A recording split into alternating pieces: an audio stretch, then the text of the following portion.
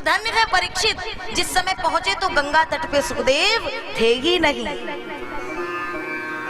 और अनेकानेक संतों की भीड़ लगी है। और परीक्षित जब पहुंचे तो उन्होंने कहा, महाराज मेरे आप सब संत जनों से ये 2 प्रश्न हैं। अता प्रक्षामि संसिद्धिम योगीनां परमं गुरुं पुरुषी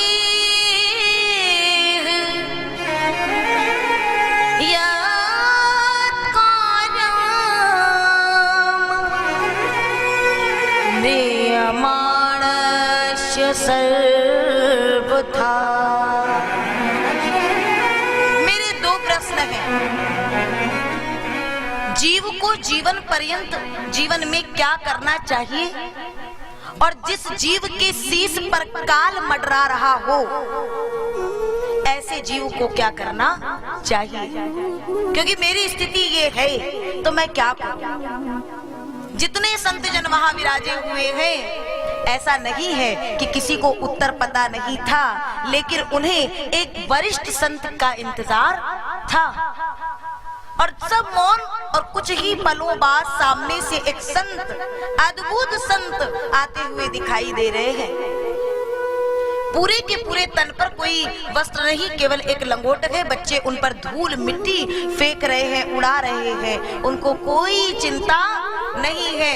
मान अपमान सम्मान ये भक्त के लिए कोई माने नहीं रखता है। और आज हम बहुत देखते हैं कि हमें ऊंचा आसन मिला है कि नहीं, हमें किसी ने प्रणाम किया है या नहीं। आप लोग एक बात से जरा देख लीजिए, घर में कहीं शादी विवाह हो और अगर किसी ने किसी के पांव स्पर्श चरण स्पर्श ना किए, कोई यदि चरण स्पर्श करने वाला हो तो महाराज बड़े दिनों तक रूठा राठी चलती रहती है।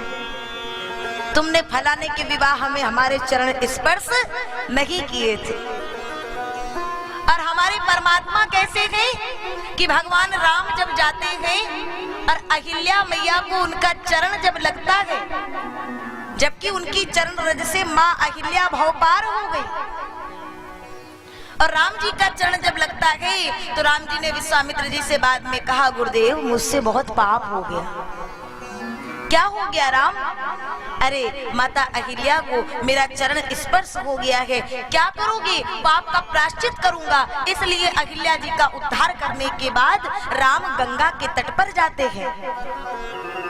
लोग कहते हैं ना, गंगा में गोता लगाने से पाप धुल जाते हैं, तो राम वहां से गंगा तट पर जाते हैं।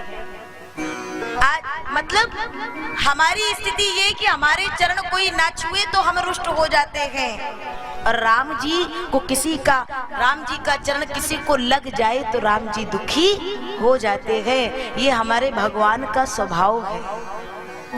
और आज हम मनुष्य भगवान से भी कहीं ना कहीं ऊंचे होने का प्रयास करते हैं, और यही कारण है कि ना हम इधर के रहते ना उधर के रहते, उतने ऊंचे बन नहीं पाते हैं। सरलता दूर चली जाती है और त्रिशंकु की तरह बीच में लटके रह जाते हैं। सामने से सुखदेव आ रहे, संतों ने कहा, परीक्षित दौड़ पड़ो, सोच लो कि तुम्हारे समस्त प्रश्नों का उत्तर मिल गया।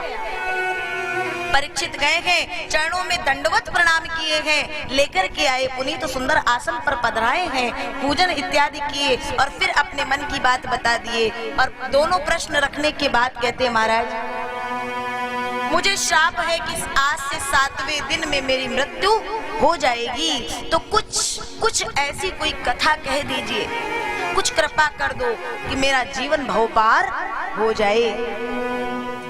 सुखदेव जी ने सुना है, सर्वप्रथम तो बड़ाई कर दिए, वरीयानेस ते प्रश्न क्रतो लोक हितम नृपः। हे राजन, आपके प्रश्न केवल आपका ही कल्याण नहीं अपितु संपूर्ण लोकों का कल्याण करेंगे।